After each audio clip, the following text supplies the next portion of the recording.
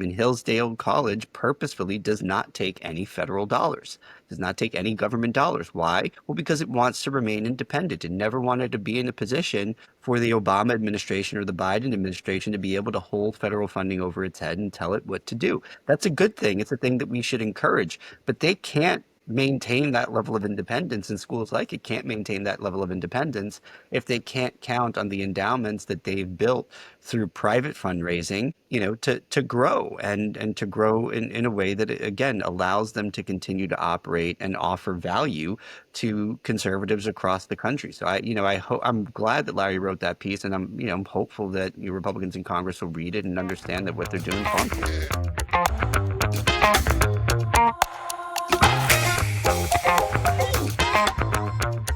Welcome back to the City Journal podcast. I'm your host, Charles Fain Lehman, a fellow at the Manhattan Institute and senior editor of City Journal. Joining me on the panel this week are my colleagues, Judge Glock, economics guy at the Manhattan Institute, Rafael Mangual, crime guy at the Manhattan Institute. That always makes you sound like you're a criminal, which we're a little unclear on that front still.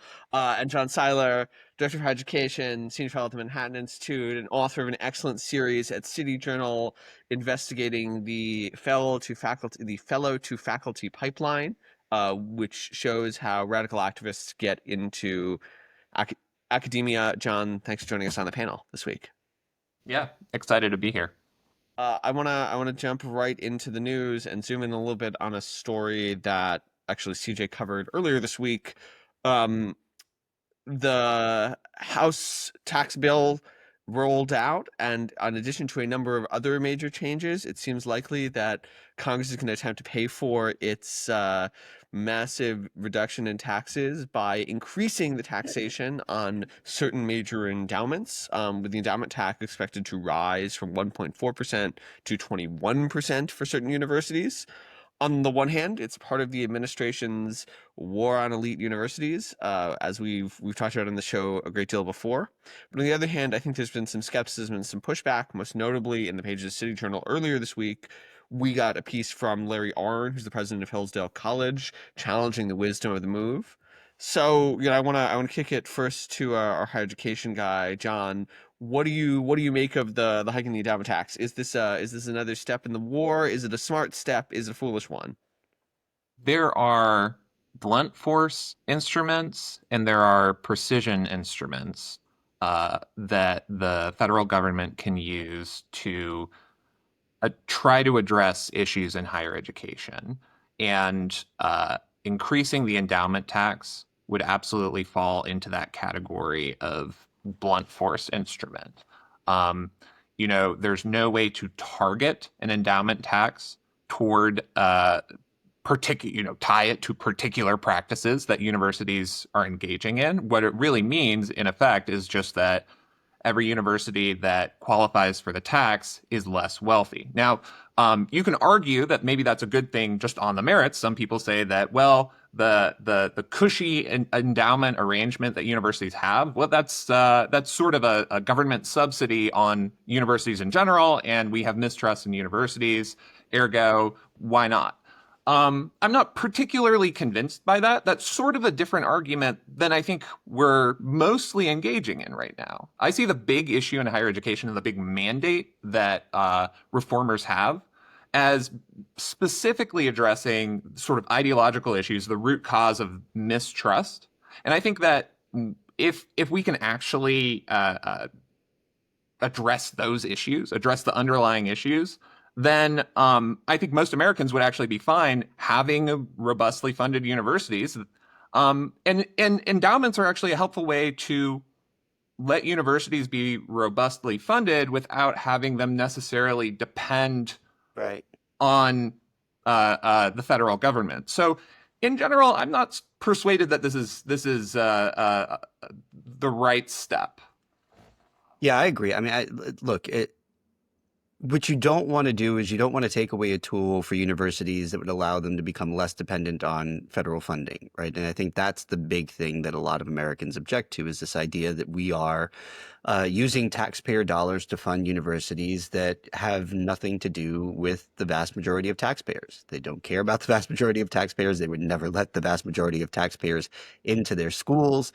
They're not really offering all that much. I understand why Republicans in Congress and the administration want to sort of hurt these universities like Harvard and Columbia and Princeton in the way that they're trying to do through this.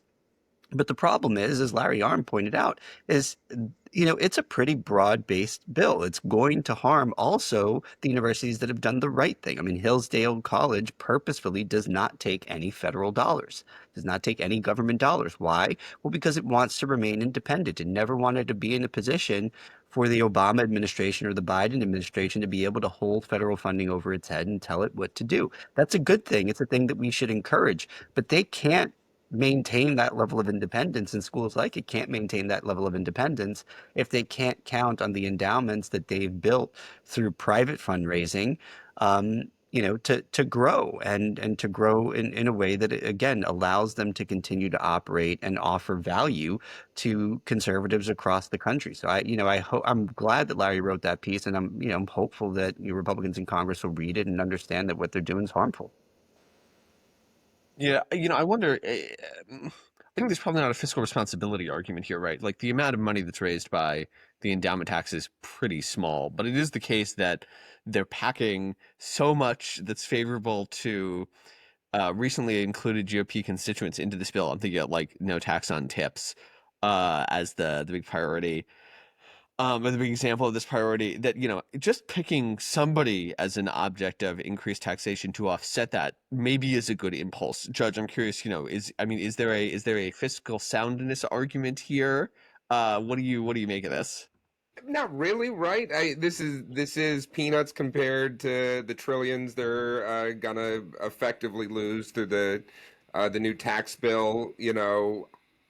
It's, as a lot of people pointed out, there's a lot of giveaways in this bill, and I do share everybody's concerns that we shouldn't also use the tax code to punish some particular groups we're not fond of. So it doesn't seem like this is a real fiscal responsibility argument. This is, we really hate universities argument, and I'm with them. I really, really hate universities. They're really, really not helpful. But then don't do it through the tax code. Just stop giving them cash. We like this. This is my thing. Like with everything, we got to think of the budget is a combined entity. So we have these things where like we're shoveling cash out the door to universities through the Department of Education, through grants, etc. And then we're trying to take away with the other hand. Well, just cut out the middleman. Just stop giving them the money in the first place, and you can actually save on that. But no. Yeah, well, I think part of what this is a sort of illustration of the frustration that Republicans are feeling because they feel like all of these attempts to cut university funding are being blocked and stopped. And I get that. I understand the impulse. I'm sympathetic to it. But ultimately, I think this is just wrongheaded. Well, wait, they're being. I mean, they're ultimately being stopped in Congress, right? Like, it's yes. For some of this, they're going to need some Democrat votes in the Senate. But like the way it gets stopped is you stop funding in Congress. You get enough votes to stop sending the cash out. Yes, some of the particular stuff is being held up in courts, the executive action, because there's borderline questions about what the president can do on his lonesome without the other branch of the government. But ultimately, like if they want to stop sending money, the same way they're adding taxes in this tax bill, they should use the other part of the Congress to stop sending the cash. So let me ask an affirmative question, and I think Judge has gotten to this, but are there other ways, if we think this is probably not the right hammer for this particular set of nails, but we do agree that there's a lot of merit to the Hillsdale argument, are there other ways to encourage universities to move in the Hillsdale direction, right? Like as Ralph alluded to, Hillsdale doesn't take federal funds. It's so they can avoid a lot of oversight. I think that is a much more attractive package to more mainstream universities, less, more leftist universities really than it was 3 years ago. Are there ways we can push them to embrace that in a way that ultimately promotes educational pluralism? So I I mean, would say that one issue you run into when you're talking about universities that are not set up like Hillsdale, which is, it's a robust university, but it's not like a scientific research heavy university at all. Is that a lot of the federal funding for universities comes through scientific funding, and a lot of scientific, a lot of the science that happens in the United States through universities simply would not happen if it were not for the federal government, and or at least there would be it would require some massive changes that would take time and be extremely disruptive. Just to give like an example, the largest private foundation funder of the sciences is the Howard Hughes Medical Institute. Its endowment is about $24 billion. That is about, or that is half the NIH's annual budget. The NIH just dwarfs what the Howard Hughes Medical Institute does. And so it's going to be very difficult to get these universities to say that we're just going to totally drop what the federal government has to offer. And it's going to be very difficult to get the federal government not to do that. But I do think the promising path for reducing just the amount of federal cash going into universities is through student loan reform. And I think that's a place where there's like a growing consensus that, yeah, we've got this problem. We also have a problem where just too many students are being encouraged to go to college in a way that doesn't pay off and probably causes some of the downstream problems that we're seeing. And so I think that like if you want to narrowly target a problem and solve this issue of just cash flowing in the wrong way, student loans is the way to go. yeah, I know it's kind of crazy to suggest that the government consider curtailing its own power, but why hasn't anyone floated the idea of just, a law prohibiting the government from attaching these kinds of strings to scientific funding? Why not just depoliticize that particular endeavor? If we agree that there's value in the federal government using its vast resources to fund scientific research that, can't happen in other institutions, What's that's a good scientific thing. research, right? I mean, that's Sure. the core problem there is, any definition becomes a target. It ceases to be, or any measure becomes a target. It ceases to be a useful measure. And so I think the answer is interpretive intersectional dance a science? Well, it depends who qualifies it. Yeah, According to whom? I mean, it I just depends. suspect Like, it's on there's a part. person. Yeah. There used to be a person in NIH or NSF or the Department of Education. Oh wait, we're supposed to spell everything out. National Institutes of Health and National Science Foundation and Department of Education, whose job was to look at these grants and make sure you weren't, looking at transgender mice or whatever. You were looking at something that actually had a real impact. And that person has either not been doing their job or been funding the transgender rights stuff. They can do transgender mice stuff. You can do that. You can. I'm sure there's transgender rights stuff too, but like you can do that and ask, like, hey, we are funding this. We are funding this particular piece of cancer research. In 2 years, we'll check back in with you. If you haven't cured 10% of cancers yet, you're not getting the grant again. And they clearly have not been doing that. Hopefully the Trump administration can do that when they're giving out the grants in the future. All right, I want to take us out. So I want to ask the panel very briefly to predict the future, as per usual, so that we'll be held accountable for our views. Do we get held accountable for this Yeah, stuff? no, this actually determines your continued employment on this podcast. If you're wrong, you're gone. This is an All accuracy right. podcast. It's high pressure. So yeah, here's the question. In, let's say, 5 years, are there going to be more colleges, meaningfully more universities that follow the Hillsdale model, that withdraw themselves from receipt of federal funds? Ralph, you're shaking your head. What do you think? No, No? easy. No. It's just it's too, I mean, it's just too value. You look how Harvard is fighting with a $53 billion endowment, and they are fighting tooth and nail. It just means too much to them. Fair. Okay. Judge, what do you think? No, it's like John says, the students' loans is for most of them. I mean, Harvard, really, the other big dogs don't care so much. But for most of the colleges, everything's student loans, and without that, you can't do anything. Hillsdale's sitting on a pretty endowment, so they're the exception. But so it goes. The government should stop doing. That's the answer, of course. Fair. Okay. John, what's your take? More Hillsdales? Yeah, I have to agree. I don't think that's in the cards. And I think that, even if we get serious reform on federal funding for higher education, I don't think we go to zero ever. And I think universities are far too dependent on it.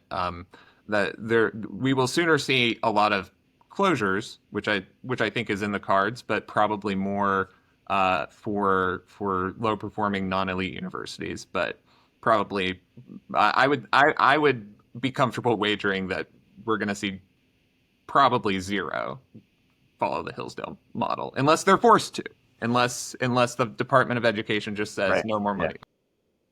money. Our producer Isabella is in the chat. She's a Hillsdale alum, so she's voting for more. I actually have to agree with her. I think we're going to see a couple. I think that enough schools are going to be scared by the recognition that actually Republicans are finally coming to play. Some of this is contingent on how successful they are on pulling Harvard's funding or how successful they're pulling Columbia's funding. But I think you could see a small, well-endowed liberal arts very progressive school say we aren't going to be involved in the federal government anymore because next time around President Vance is going to come and deny our right to do intersectional dance studies, and that's a core part of our brand identity. I think they'll forget all about that when it's President AOC. Maybe Hillsdale's been around for a long time. There are others, Wyoming Catholic, Grove City. There are schools who do it. They're mostly right wing, quote unquote, but they do it. All right.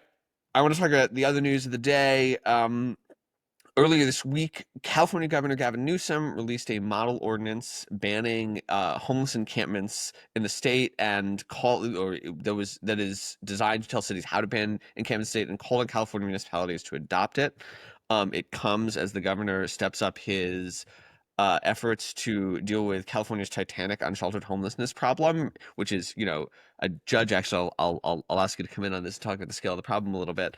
But easily the worst in the nation. So I want to talk a little bit about the policy here, but also the politics of it, because it's a real about face. Judge, let me ask you to sort of, read our listeners in on what's been going on with homelessness in California over the past decade. Yeah, so if our listeners have never looked at the news, the internet, or social media, they might be unaware that apparently California has a real big problem with homelessness. But for all the horror shots you see and what now has become like B-roll footage on every news program in the country, whenever they do this, the long drive videos of going through the Tenderloin in San Francisco or Skid Row in Los Angeles. It's really, the stats bear this out. It is really, really bad. By some measures, California has about half of all the unsheltered homeless in the nation. So this is a state a little more than 10% of the U.S. population. But if you're looking at a homeless person outside of a shelter, out on the street, more likely than that person is in California. And they still have also a big problem, of course, with a large number of people in shelters. And that's overwhelmingly concentrated, especially in L.A. L.A. On its lonesome has around 20% of all the unsheltered in the country. So it's really, really bad there. It's getting worse. I saw a recent post by Governor Gavin Newsom that said California is leading the way and slowing the increase in homelessness, where they were bragging that, listen, our increase in homelessness has been going down. We're on the second derivative here. We're growing homelessness more slowly than it used to be. It's still getting worse, but it's not getting worse as fast as it used to be. So yeah, at least he's trying to, at least this is a start. We can talk more about it. It's not a good start. I've read through the actual thing he's proposing, but it's something. Yeah, Ralph, let me invite you to comment on this. I mean, look, it's I like that he is trying to moderate insofar as it communicates that, high-level Democrats are reading the signal. And the signal from the American public is we're tired of this stuff. We don't want to see it anymore. We want something done. Great. But do we really think that a model ordinance is communicating the kind of, I mean, like, why not just task the LAPD and the LA sheriffs and the San Francisco PD with clearing these encampments and taking people off the street and prosecuting them for using drugs out in the open and doing all the things that we know would help reestablish order much more quickly? And I think the answer to that question is because they don't actually have the stomach for this, right? Like, people like Gavin Newsom are just experts in marketing, right? Like, it is how can I brand myself in a way that aligns with the political winds. This is nothing more than an effort to do that. I don't think there's going to be any real substance to it. I don't think there's going to be any downward pressure from the California governor to force, municipalities to adopt this. And, frankly, to the extent that, municipalities do adopt it, it doesn't mean that the homeless population can't move over the county line in one direction or another. And, and so, yeah, I'm very skeptical that this is actually going to do anything worthwhile.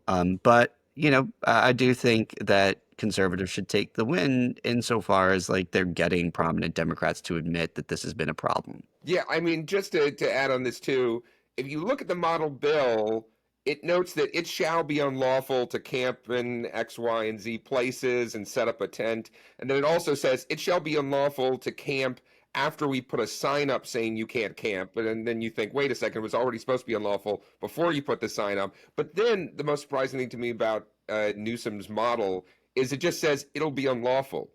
There's no penalty. There's no there's no misdemeanor, or we'll charge you or give you even a ticket or ask you to pay something or do community service. It just says we would like you not to do this. So ultimately, this is classic Newsom. He's claiming, hey, I'm going to look tough. Last year, he put on some designer jeans and like threw some soiled mattresses in a dumpster to show how he was taking on the homeless crisis. This time, he released this ordinance that we're going to make it unlawful. We're going to look tough. No, you actually can't arrest or fine anybody. So what does this amount to? It's saying you can remove their junk off the sidewalks, which you could before and you should do, but that's it. They're not actually making it illegal. Yeah, it's interesting whenever somebody is positioning themselves to run for president. Obviously, they have to please their primary constituency and a general constituency at the same time. So you have to learn to sort of code switch in all of your your symbolic policy actions. And Newsom has been doing this in very clever ways by making statements that seem more moderate, but at the same time, at the same time, I think he's going to be able to continue to appeal to his, primary constituency or fairly well. I think that if he wants to brandish his progressive credentials, he's going to be able to do that. He's going to be able to point to various ways that he's promoted social justice. And at the same time, what's particularly funny about this policy is that it's not a policy at all. It's a model ordinance, which means that if it's not adopted, on one hand, he can say that I did it. I went out and tried to and finally got tough on homelessness. But at the same time, if absolutely nothing happens, and if he, doesn't want to fight a political battle with people throughout his state, progressives throughout his state, he can just say, oh, they tied my hands. They didn't listen to me. And he has the ability to kind of play both sides. And I actually just honestly think that nobody's going to buy that. I think that Gavin Newsom's strategy will not. That is exactly the right thing to key on, right? Like, he doesn't actually want to have the political battle because he knows he would lose it, right? If he went out on a limb and demanded that his state legislature create a law along those lines, pass it, he knows that the progressives in his party are never going to go for that. And then he's going to look weak, and he can't afford to do that. So this is as far as he can go. So not only is it an acknowledgement that, his side of the aisle has been too soft on this, but it's also an implicit acknowledgement that they're still too soft on this. The Democrats still cannot be trusted to actually take meaningful action in this space, because if he believed that it was possible, he would have done this through the legislature and made it state law. And he would have used his political capital to do that. But he knows that that's just a guaranteed L, and he doesn't want to take it. Yeah, I think there's this very interesting to me dynamic where I've said this I forget if I said this last week. I've been in like 3 or 4 different conversations over the past couple of weeks in what I would characterize as center-left contexts, some in the public, some in the private, where everyone sort of agreed with me that public disorder is an issue. And everyone goes, yes, this is a very serious issue. People feel afraid. We need to do something about this. And then we retreat almost immediately into sort of talking about preventative efforts and housing and mental health care and what really is disorder anyway. And I think there's a still at the level of ideology and rhetoric, an unwillingness or an inability to say these behaviors are antisocial, and it's with the legitimate function of government to enforce the public's desire not to have to put up with antisocial behavior. That like actually it is unfair to take over the street and camp on it so that nobody else can use it. It's unfair to exclude other people from public space by sleeping in public, and it's right and just that state and local governments enforce laws that prohibit that behavior.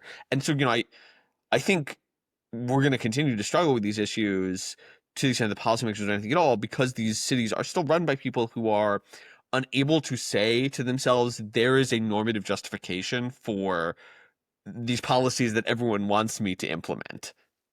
Not only are they unwilling to say that there's a normative justification, but they simply don't have the stomach for what enforcement actually looks like. I mean, with any set of rules that you have, you have to have an answer to the question, or what, right? You can make a rule, you can't do X, Y, and Z. Okay, you have the rule. Someone does X, Y, and Z at the same time, and you say, hey, you can't do that. And they say, what are you going to do about it? I'm not stopping. So we have to stop. Well, I'm not stopping. If I don't stop, what happens? And, what should happen is that the police should come, put you in handcuffs, and take you to jail. But Democrats have shown over the years that they simply don't have the stomach for that, which is one of the reasons why, as Judge pointed out, there is no enforcement mechanism in this model.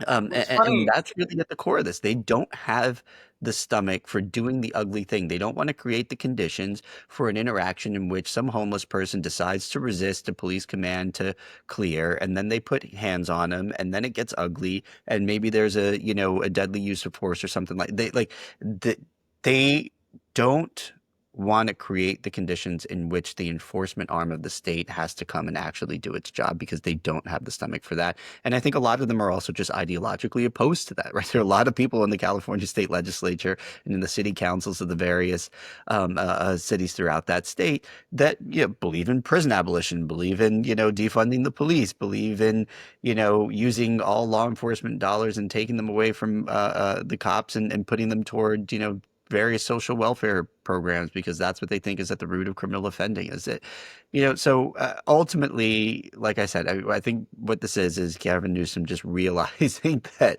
he is in a party of crazy people, and he's trying very, very hard not to disturb them and draw their ire. John, let me give you the last. Let me give John the last thought, and then we gotta exit. Okay. Well, I think it's pretty rich that that dynamic that you were describing is kind of playing out at two levels. So Gavin Newsom refuses to actually enforce, because it's just a model ordinance, an ordinance that would that would have no consequence, and thus refuse to actually enforce the problem that he's trying to address. It's sort of doubly throwing your hands in the air and saying, we want to solve this problem, but we're not going to do anything about it. Charles, let me say this last thing, because the one consensus I think they agree on is like, okay, you can't put a bunch of junk in the middle of the sidewalk to block egress and ingress and all of that, partially because the disabled have made a correct stink about them being able to get around on city sidewalks. And two, like, even if you think the homeless have a right to be somewhere in public space and you can't do anything about it, do they need that much stuff? And I say only in America is one of the biggest problems with homelessness too much stuff around. Like, there's just too much material possessions to have that you have to clear. And even Newsom, I think, is really, okay, we can move a bunch of the junk out, and that's something. Yeah. All right. I want to ask very briefly, yes or no, synthetically, not just attributable to this, but generally, in 5 years' time, say, is California's homelessness problem going to be meaningfully improved? Is it going to be better? Is it going to be worse? Is it going to be the same? Judge EX, we'll get to you last. John, what's your take?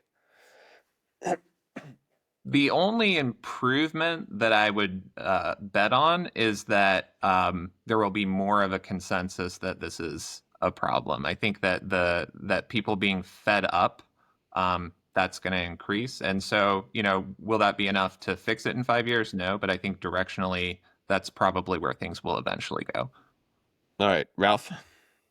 I'm going to say, I don't know about, it depends on how you defend meaningfully, but I think maybe yes. And the reason I say that is because, the last election cycle, winds were blowing in a very different direction in California. You had, Sheng Tao recalled. You had Pamela Price recalled. A couple years before that, you had Chesa Boudin recalled. You had what's his name in California, Gascon lose his reelection bid, and Nate Hochman went. Prop 36. I don't know. The voting public does seem to be growing increasingly fed up, and they might actually do something about it in the way of local elections, and that might just totally change the dynamic on the ground and in the legislature. So I'm gonna express some hope. Judge, what do you think? I'm with Ralph here. Like You're an homelessness optimist? yeah, Since yeah, yeah. when? It happens. And so homelessness used to be this weird niche issue that most people didn't care about, but by several polls it is the #1 public issue in California. And you know where people stand on which side of that issue is that they need enforcement, they need to move people off the streets. And to assume that the political class in California can indefinitely ignore the overwhelming feeling of the public on the #1 political issue in the state indefinitely, not going to happen. Sooner or later, there's going to be a revolt, a referendum. Somebody's going to come up through the party to say, I'm going to have to take care of it. As you say, in the local level, people are already doing it, like Daniel Lurie, new mayor of San Francisco. So I think sooner or later, like the public's will is going to be expressed. I'm really 50-50, which is to say I think there's still an ideological block. There's an inability of progressive leaders to be able to say this is a problem to which we can not only articulate a solution, but can justify that solution to ourselves. We feel it is normatively acceptable for us to engage this, because the solutions are not hard. It's not hard to deal with unsheltered homelessness and public camping. We know how to do it. It's just like, are you willing, as Ralph puts it, are you willing to stomach it? And I'm not sure they will be. So I might be in John's camp. All right, before we go, I want to take us out. Our friends at the New York Post report that the first great white shark of the season has been spotted gliding through clear Montauk waters.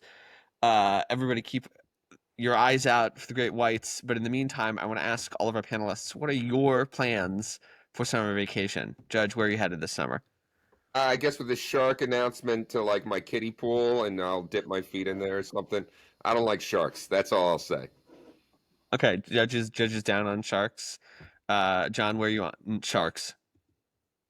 Well, it's appropriate that we spend some time talking about Gavin Newsom, because every summer I end up spending a lot of time in California where my wife's family lives. So I'll be in California. Fortunately, I'll be in the farmland, so I don't think I'll run into much of the encampment issue. What about the California land sharks? You gotta watch out for them. I will. Ralph, you got a Long Island sharks. You got to be worried. Luckily for me, I still can't afford the Hamptons, so not too worried about it. But my wife and I are celebrating our 10th wedding anniversary this summer with a nice little vacation to the Caribbean, so I'm looking forward to that. Your ability to afford the Hamptons is contingent on your accuracy bonus for your predictions on the City Journal podcast. So let's see how you're doing on that front. We'll figure it out. I have new motivation now. As for me, I will be spending the summer mostly here. I think we're going on a little trip to Baltimore. Very exciting. We'll take my kid to a hotel because he's like fixated on hotels for some reason, like a 4-year-old is. And of course, I will be spending this time listening to the City Journal podcast. Speaking of listening to the City Journal podcast, that's about all the time we have. Thank you, as always, to our panelists and to our producer, Isabella Regi.